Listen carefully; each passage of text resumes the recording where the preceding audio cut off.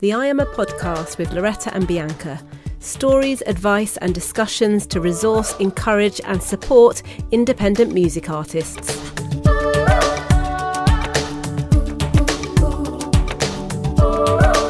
Back in 2017, we sat down for a chat with independent rap artist, fashion label owner, 2 times MOBO award winner and author Guvna B.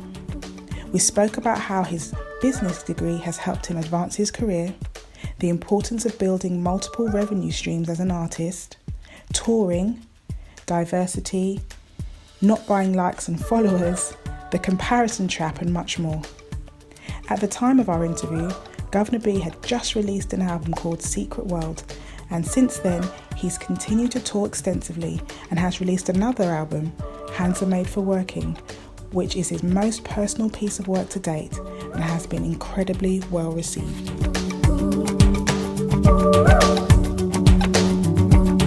This is the IAIMA podcast with Bianca Rhodes and me, Loretta Andrews, and our guest today is Guvna B at just 26 years of age. Are you still 26? 27. Someone needs to update my Wikipedia. 27 years of age, Guvna B is a multi-award winning, record-breaking rap artist from London. He became the first rapper in UK history to top the official Christian and Gospel album charts with his most recent #1 release, Secret World, which was the UK's highest selling urban Christian album in 2015. He's also won 2 MOBO awards to date and various other awards, too many to mention. And he's an independent artist. Yes. What an intro. What an intro, and it's all true. When you hear stuff like that about you, are you like, hey, actually, I have done quite a lot? Yeah, it's quite surreal actually, because sometimes when you're in the bubble, you're just like working every day, working. And it's not until you step out and look at what's happened till you realise, oh, you've actually done okay. I advise everyone to do that actually, because we're always chasing like the next accolade or achievement or milestone. But actually, if you look at where you've come from and what you've achieved, you might start to be a bit grateful and think that actually, if it doesn't happen, I've still had a good go. Yeah. How does it feel to have done all of that independently? Have you thought about it in that way? Not really, because even though I'm an independent artist, there's been people in my life that have been really valuable to me. For example, the guy who's my road manager now, he's a guy called Wayne, and he actually recorded my first album and mixed it, and we just kind of remained good friends, and he's just somehow been part of the journey for like 10 years. So even though, I'm independent, there's still been like people that have been a real help. But yeah, like it's a huge team effort, and I'm just thankful that it's got to where it's got to. Yeah, it's awesome. I think when people can see someone like yourself that's been so successful as an independent artist, they just think, oh wow, they just got there overnight, because they see the visible stuff that's more recent after all the work. Yeah. But of course you've been doing this for a long time. Tell us a little bit about how you started out in music and what the early days were like. Yeah, it's been like a long road. So you got to think in 10 years, there's been like 2 MOBOs, which is amazing, but then there's also been like loads of awards that I haven't won as well, so it's not always been like great. There's been challenges, stuff like that, but I started off rapping in the playground as a joke with my friends in year 9, and we were just rap battling and taking the mick out of other people's mums and stuff, and I was always just really good at that. So I'd always win the rap battles, and my youth leader at church at the time told me that I had something, like I've got something, but at that time, not a disease, most definitely not, but I've got like a real gift. But at that time I was just rapping about things that everyone was rapping about. So MTV was like huge on TV. We didn't have any tablets like the kids have these days. We actually watched stuff on the box, and rappers are rapping about like money, girls, and drugs and stuff. So I just subconsciously thought I'd rap about that stuff. But in reality, I didn't do drugs, didn't really get any girls either. And my youth leader was like, why don't you rap about the life that you actually live? Because you're quite a positive person. So when I started doing that, I think it kind of set me apart from what everyone else was doing at the time.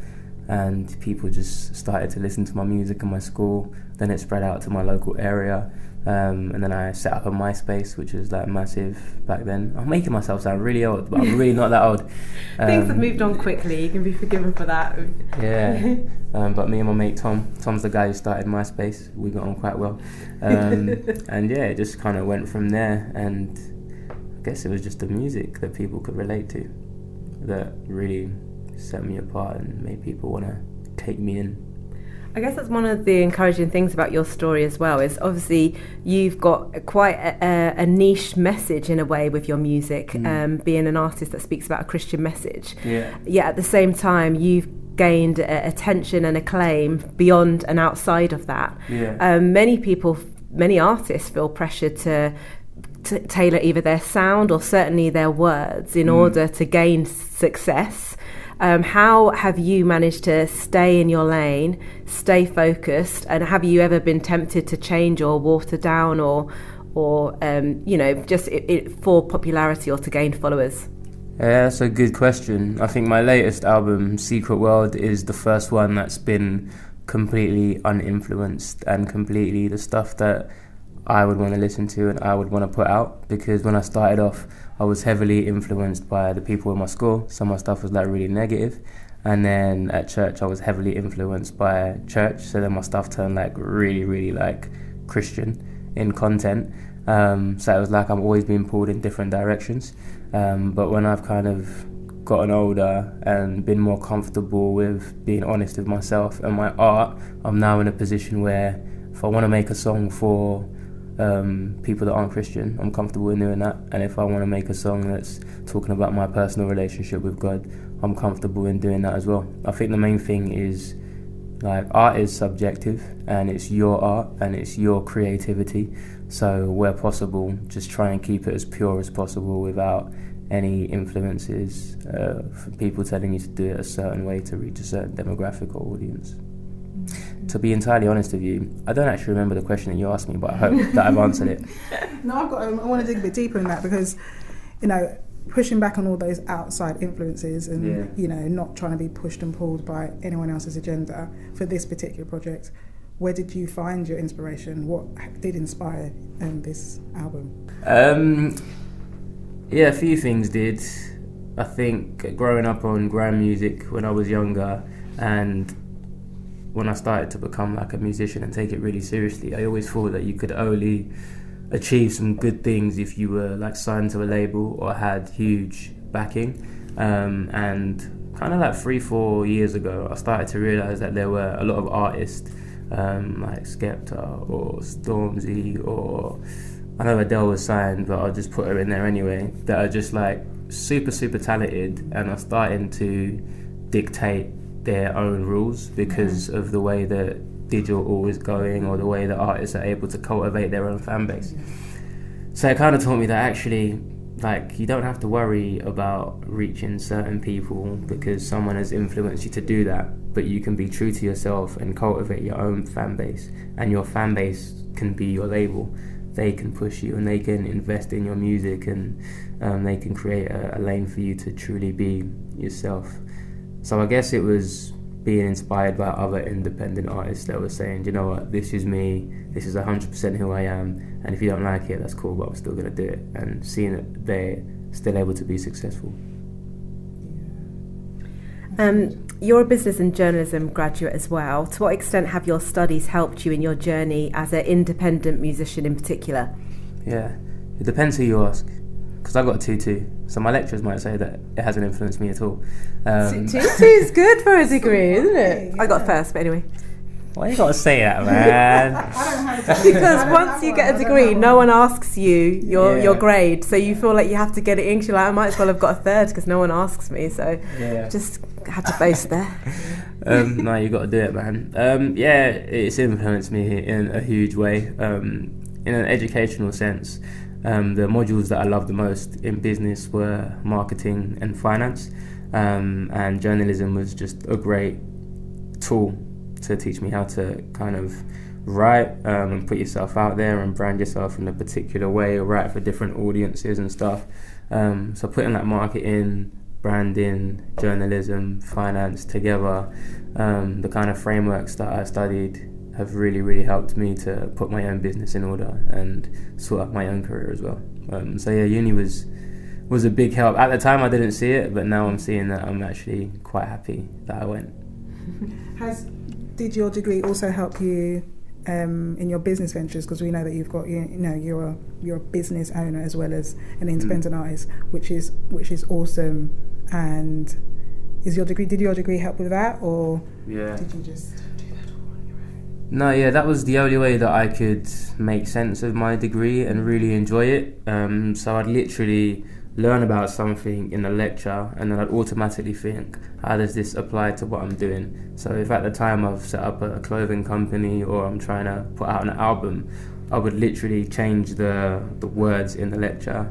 If it's talking about some theoretical statement like, oh, Jim has a fruit stall, XYZ, I would just be like, all right, Governor has an album, how is he going to market this or whatever? So it was literally helpful because I was recording music at the time and I could directly use what I've learned in my current situation. And I think that's how everyone should be taught, because when you think about like school, like secondary school, primary school and uni, they're all like real like theoretical examples that kids just like zone out of. It just goes over the top of your head. Exactly. But if you translated it in a language that people are passionate about, whether it's like sport or art or music or something that's really relevant to someone's life, then they'll take it in a lot more easier, I reckon. On speaking about your clothing label and all of the different aspects you've done, do you think it's quite important or even a necessity for independent artists to be thinking sideways these days and not just, in the past you do your music and that was it, but increasingly artists do have a clothing label and everything. Was that quite a conscious decision of yours? Yeah, definitely, because I love doing music and it's something that I want to do full time, but the way that business works or the day and age that we live in, things are always changing. So for example, 3 years ago, 70% of my revenue would have come from record sales. But today in 2017, a small minority comes from record sales, the rest comes from streaming, the majority comes from merchandise. So if I've got various revenue streams like royalties or merchandise or live shows, then it means that whenever trends and patterns change, there's always something that's going to be really strong for me. Whereas if I was only focusing on one stream, for example record sales, then I'd be stuffed now. But because I've got live shows, I'm still okay. So I advise everyone to try and maximize whatever you do. Try and find 3 or 4 different ways that it works, so that if something changes, you're not stuffed, basically. Do you think it is unrealistic for an independent artist to expect to make money directly from their music, like sales? Do you think they have to think broadly? Because that's the dream. You want to make money from your music. Is that unrealistic? I genuinely believe that there's no formula on how to do it. I think that there's going to be an independent artist that has a breakthrough hit and they just absolutely kill it. It goes top 40 independent and they sell loads of units and it just blows up. And there's going to be an independent artist who never has that hit, but somehow they've cultivated a fan base that stream the hell out of everything that they put out. And there's going to be another independent artist that doesn't do either of those, but somehow they're just like a really sick performer and then they get booked to do loads of stuff. So I just don't think there's a formula, but I think that the easiest way to ensure that you can be successful is to have a few different streams, and whichever one is the strongest, kind of utilize that the most. But yeah, I think it is possible for someone to just make money from record sales, but it's not always going to be the way that it goes. I suppose you're saying that experiment with your journey and just whichever way is rising to the top, like maximize that and put your energies into that. Yeah, no, definitely. And I think we should look at our careers the same way like massive corporations look at their organization. So for example, if you look at like Facebook, for example, they're like massive. So many people are on Facebook, but they are still looking for ways to diversify and make the most of it. So they've got like the Facebook stories or the Facebook Live now, or collaborating with like different features that Instagram have got, because you should never be satisfied with just doing okay with like one thing. You should always be looking at how you can grow it, I believe anyway. arguably, we would argue that there's never been a better time to be an independent artist than now. How much do you think that is down to the emergence of social media? Like, in my mind, that is the friend of the independent artist. But how much has your success been down to new technology? Yeah, a huge part. I think social media and digital technology is incredible. I was actually thinking the other day, there was some kind of famine going on in East Africa, and the media weren't covering it. And I found out about it on social media, and it made me think about when I was growing up and the fact that social media wasn't around, how much stuff was going on that I didn't know about because the media weren't covering it. As an independent artist, that's not an issue for us because we have same access to these things as everyone else. So if we're clever and intelligent enough to separate ourselves from like the crowd, because everyone's doing it and it's like a lot of noise online at the moment, so how do you kind of stand out in that? If you're able to do that, then I think it's amazing. And I think social media has just changed the game, and I think you're entirely right, there's no better time to be an independent artist than now. It's like the possibilities are endless. Yeah, that's good. I think, social media, it does open up the world to us, and we don't have to rely on, someone else to open doors for us. We have that access. I think it's also similar with touring, being able to get out there and do live shows. It does further your reach, and you've done that extensively. You've done it abroad. You've done massive stages. You've done kids in classrooms. How has that helped you as an independent artist? Yeah, before I get onto that, actually, just another point on social media is it's a great thing, but because it's open to everyone, it's also harder to really utilize it and set yourself apart. So one question I always ask myself is that how would you market and promote your product if there was no social media? Because that's what artists were doing before social media, and now social media is here, no one's doing it. I was chatting to a rapper called Sway the other day, and he said when he was coming up, he'd go to radio stations, wait outside with a demo and catch the DJs on their way out and say, can you listen to this? Nowadays, artists are unlikely to take that kind of approach because they can just tweet someone or RT someone. But that DJ is getting hundreds of tweets from everyone else. So are you still doing like the hard work offline as you are online? And also those ways, the traffic now is really, like, you could stand out now, whereas before maybe you wouldn't stand out because everyone was doing that. So actually it's actually quite a good marketing and not marketing, but just standing out, just like going against the grain. 100%. Yeah, no, it is. I'm not stupid. So how has touring helped was the question. And you've also, as Bianca just said then, real diverse, like I know you've played in arenas and in front of thousands, and then classrooms, full of 15 kids or whatever. Yeah. Do you adapt your shows, and how have the different audiences helped your career? Yeah, I didn't used to adapt it until I did a show to like 15 kids, and I realised you can't perform in the same way as you do in an arena because it's entirely different really vibes. They're like, whoa, you're a bit loud. But yeah, I do. I think being versatile is the key. There's so many routes to reaching new people, so it's really important to be versatile. I wouldn't do the same set in an arena that I would to like a youth group, or the same set to an entirely black audience than I would to like an entirely white audience. Not because I've got different versions of myself, but because there's ways to present yourself to different people, because different people can relate to different things.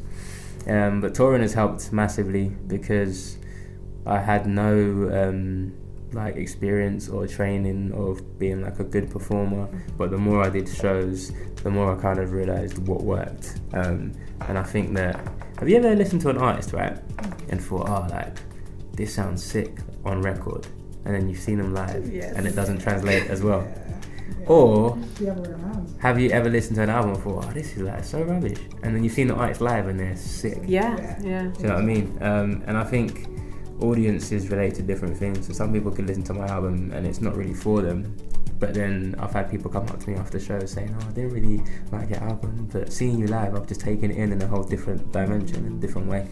So touring's been massive, both on the creative and reaching your audience level, and also on a financial level as well.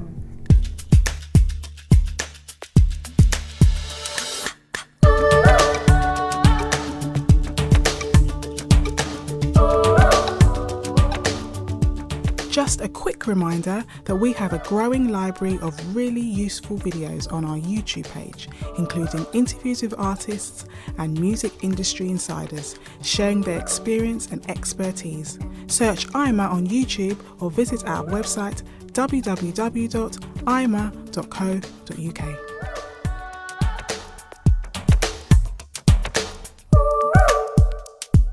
You've never been afraid to collaborate with artists who are outside of your genre, and you've done some collaborations that people would probably not have thought of or wouldn't have put together. Has that been a conscious thing, and do you also think that that's been the key to your success in terms of your fan base being fairly broad for someone who's a rap and grime artist? Yeah, it's definitely been a conscious thing because obviously my faith's a big part of my music, but like the whole gospel genre is the only genre that's defined by its message and not its musical style.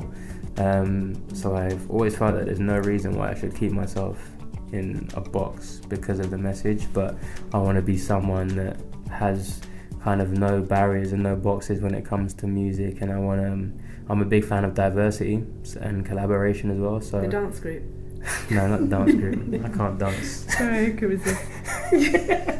That's one of them jokes that are not funny, but you can't help yourself. You can't help laughing. You're probably laughing at my joke. Yes, I made the more I'm thinking about it, I'm cracking up. But yeah, I just think the more people that work together, the more chance you open yourself up to different audiences that might not necessarily take you in. And I think that's the whole point of collaboration. I used to only collaborate with people that were doing the same thing as me, but at the end of the day, you've got the same audience, they know what you do. Where's it really going? I think it's good to a certain extent, but if you collaborate with people that are from like two entirely different worlds, I think there's only power and there's only strength in that. So yeah, it's definitely been a conscious decision, and I've seen the benefits of it. Yeah, that's good. So obviously this podcast is all about helping the independent artists, and we really would love that someone really new to the game and new to this career and just really wants to launch into it would be able to listen to these conversations and find some help. So what would have been like really great advice or help for you to have had in the beginning?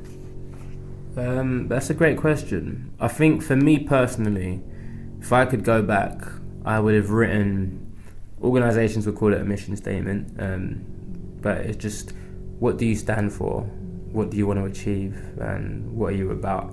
Because with me, I didn't really think about it. So I just kind of went into it with no thought. But I didn't realise that as soon as you start putting music out, you're subconsciously branding yourself and putting yourself in certain arenas and certain boxes that if you really thought about it, you might not make those same decisions. So if I went back and I thought, right, what do I want to achieve? What do I stand for? Where do I want to be? Every decision, music-wise, that I would have made would have been in line with those kind of thoughts and patterns. So yeah, I'd say write down a mission statement for yourself and about what you stand for, because it's going to aid your journey and it's going to make it a lot clearer. Second thing that I'd say is comparison is a thief of joy. So the moment you start comparing yourself to other artists who have had entirely different journeys, then it's just going to get you down in the dumps. But everyone's got their own lane. You just got to be true to yourself. Well, that's daily though, isn't it? It's like, how do you continually push back with comparison? Social media's there, someone's putting something out, someone just got signed, someone, whatever. It's every day. Yeah, it is a battle, and it's got to be a constant reminder. Maybe you should get up in the morning, put on an I Am Independent t-shirt, look yourself in the mirror. Have you seen Cool Runnings? You know, when you're like, what? Look in the mirror and tell me what you see. I see pride, I see power, I see a badass mother that won't take no crap off of nobody. That's what you got to say in the morning every day, and you'll be alright. I've not seen Cool Runnings. What? Is that really bad? Are you mad? I need to just move my chair. I feel like we need to lock off the interview and put the film on right now. I mean, I kind of know what it's about, but I've not seen it. Listen, that is my favourite film of all time, man. Stupid. It's amazing. Okay, I'll watch it as homework. But yeah, no, the constant reminder thing is important, because there's already like an Ed Sheeran, there's already an Adele, there's already a Stormzy. You've got to bring something new to the table and just something unique. And I feel like people, well, me, I'm speaking for myself, I used to think, how can I be different? And I don't think that's the right question to ask, because then you're still trying to be something that you're not. I think the question is, I'm going to be myself. How do I put myself out there in like a unique way, rather than trying to be not like that person or like that person? Yeah, if you because know what I you're mean. creating rather than being, and finding a way to just be inside of your art and your creativity. Yeah. People see, people connect with authenticity. They see through like a creation that isn't you. And when I look at the artists that have made a real mark on music, like legends, like I'm talking like the Michaels and the Elvises and the Stevies and stuff, they've just been unapologetically themselves. And it's like, you've got to see the bigger picture, you've got to see longevity, and you've got to ask yourself, right, if I am myself and I don't make any money or don't get as many fans for however many years, that is more important than pretending to be someone I'm not and getting all the success in the world, because that success won't last at the end of the day. But yeah, and it's also defining what success means. Like for me, success is my big thing. Yeah, I always go on about this. Oh, good. I hope I give you the right answer. But for me, success is doing the best you can, like yourself, being yourself with what you've got to the best of your ability, rather than it being based on like numbers or record deals or the amount of Facebook likes that you've got, because all that stuff it's not going to satisfy you if you know that you're not being yourself. And I guess people will say, oh, like, it's easy for you to say because you've done X or Y, Z or whatever, but it's true, man. Define success for yourself. Well, for me, success is like doing what I'm supposed to be doing. Like I always just stay in my lane. Like maybe I'm not supposed to be in the top 10s because maybe my music isn't necessarily like that, but where am I supposed to be? And if I feel like I'm in that space, like I do feel really good in my heart. And I think just always asking that question is important. And my last tip as well is, don't buy Facebook likes or Twitter followers, please. We can all like tell, and it doesn't make you look any more successful. It just makes you look a bit weird. Because you're like, oh my gosh, she's got 100,000 followers, but only 10 people are liking this picture. It's very confusing. It's not confusing after you know, but you're just like, what? Yeah, I think, right, it's all about ratio and conversion, right? So if you've got 10 followers and 8 of them buy your album, you are doing amazing, bro. But if you've got like 100,000 fake ones and only 8 of them are buying your album, that's pretty poor. So we need to stop looking at numbers as a way to validate our success, I think. Absolutely. Well said. What would you say is the biggest lesson you've learned as an independent artist so far on your journey? That's an amazing question. The biggest lesson I've learned. Okay, so this is like a recent one, and I've only just got to this point. But my biggest lesson is, when you are building a team or looking to work with someone, only work with people that get it and get what you're about. Don't work with the best people, but work with the right people. So for example, in my last couple of projects, I've done stuff like look for who is like a great radio plugger and what kind of artists that have they worked with. Oh, so they worked with him and he's smashed it and he's got a single on radio, and they worked with him and X, Y, Z. So you email them and they're like, oh yeah man, this is really good, I love this song, I'd love to push it. You transfer them the money, the grand or whatever it is, and then they just change their attitude. And then they go quiet because they never really believed in you, they never really understood what you were doing. They run a business, and the artists that they have worked with that have done really well, big mainstream acts or whatever, but it doesn't mean that this person can magic up a hit for you. Whereas if you just work with people that really understand what you're about, really get you, are really passionate about your vision, they might not be the most skilled, they might not be the most successful, they might not have the best track record, but they're 100% committed to you. That's going to be better for you than just working with who the industry says is the best guy. So yeah, I think the biggest lesson for me is just don't work with the people with like the best CV or the best track record or the best reputation, but just work with the right people that understand what you want to achieve. That's good. It's putting your ego aside, isn't it? It's just, you know, it's not going with that, all the bells and whistles, but actually, you know, like I did it with my PR for my latest album. Like, who actually loves it? Who actually really wants to work hard? And somebody else, you know, they kind of were trying to get me to work with somebody else because, you know, look at who they've worked with. That's probably the person you need to, you know, go with. Yeah. But this person really loves this album, loves what I do. They get where I want to go, and they just work so hard for the duration of that run, and it was just the best money I spent. Yeah, I think that's so important, man, because it just doesn't make sense the way music works sometimes. So you like radio pluggers and PRs. That's like the only job in the world, that you have to pay someone up front and they don't have to deliver. And there's not really a way of measuring it. And you can't measure it, They can not blame. They could blame so many different things. Yeah. They can say, people weren't really feeling it, and then you can still Exactly. And you're kind of like, you've got all these contacts and stuff. I'm not paying you because people might not be feeling it. I'm paying you because you're a guy that can kick down the door and get it played when it needs to be played. So if you want to make loads of money, be a radio plugger or a PR. You mentioned longevity a while ago, and I think it's an interesting concept for an independent artist. What's your view on it? How should an independent artist go into their career when they're thinking about longevity and the things that they're doing at the beginning to kind of help that?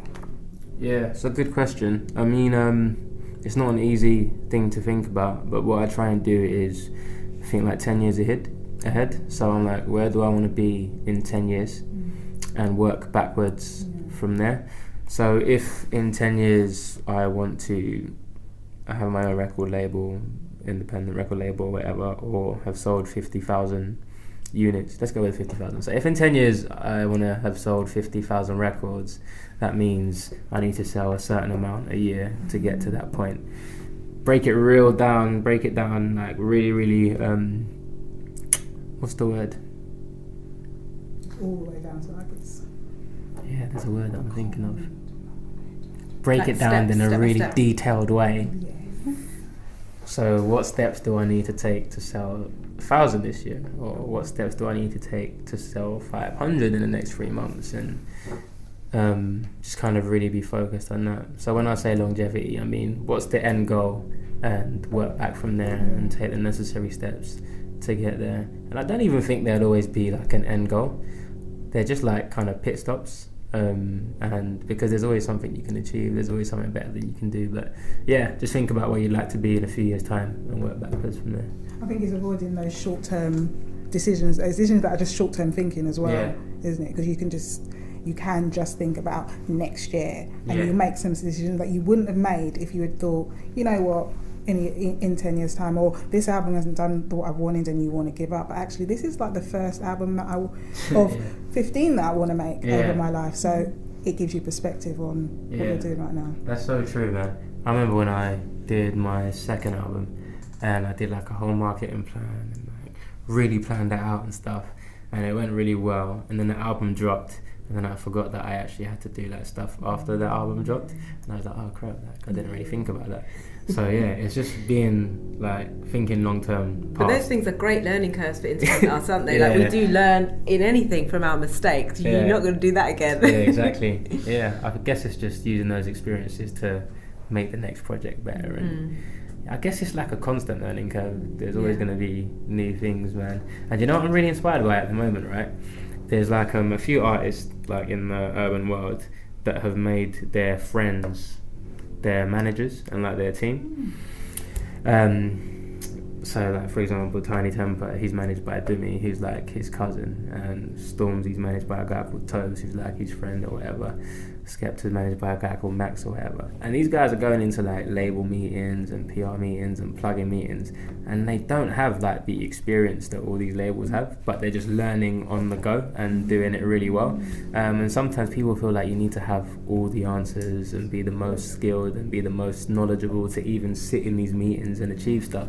But actually it's okay to like not know what you're doing, and it's okay to learn on the go, because really like you'd be surprised the amount of people that are blagging it and doing all right. That's what I was going to say. You realise suddenly that everybody's making it up as they go along to a certain extent. And then we only learn these things, especially if you're going into a territory that's new or hasn't been done before. Then, you know, sometimes they could be looking to you as the artist with the answers. And that leads me on to something I wanted to ask you next about, particularly with the genre of grime, which really was not being accepted, was not being let into the party for the longest time.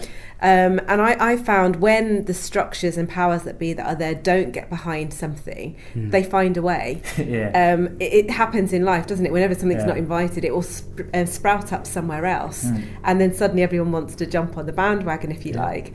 But do you think the success of grime and people who've done it independently, people like Stormzy, people like yourself, has paved the way even more so for independent artists, even, say, perhaps outside of grime, but maybe who are doing a genre that's not popular or not going to be in the top 40, but suddenly they've got permission to put out a country record or something like that. It's definitely kicks down a door and made everyone that's involved in a niche genre or an underground genre think that it's possible to do this. I think the most important thing that independent artists can do is have a hub of other independent artists that are within their genre or doing similar things to them, because I think if there was only like one grime act, it would be really tough to break down a door. But there's like 5 or 6 that are doing really, really well, and together they're making a lot of noise. So it kind of spills over, and I think like sometimes as artists, the reason why we're reluctant to collaborate and help each other out is because we feel like another person doing well might mean that you don't do as well. But there's loads of harvest, there's space for everyone to do really, really well. And I guess if one person kicks the door down, it means that the door's down for everyone else. So it doesn't really matter who's first through, it just matters that the door gets kicked down. So work together, people. I think we're pretty much done, but one thing I did want to finish with asking you is, what's been your greatest achievement or proudest moment so far as an independent artist? There's 2, right?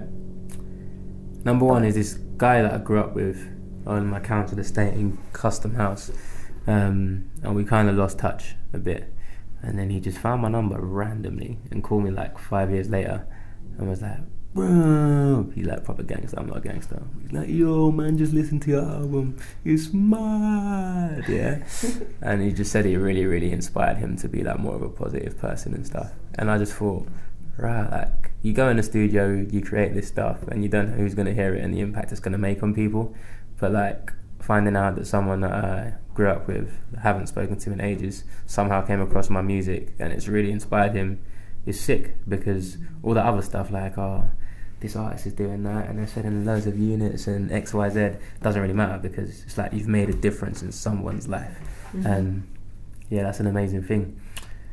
And the second one is probably when I found out that my album was the highest selling clean hip hop album in 2015, like not just in like gospel or Christian, but just across the board.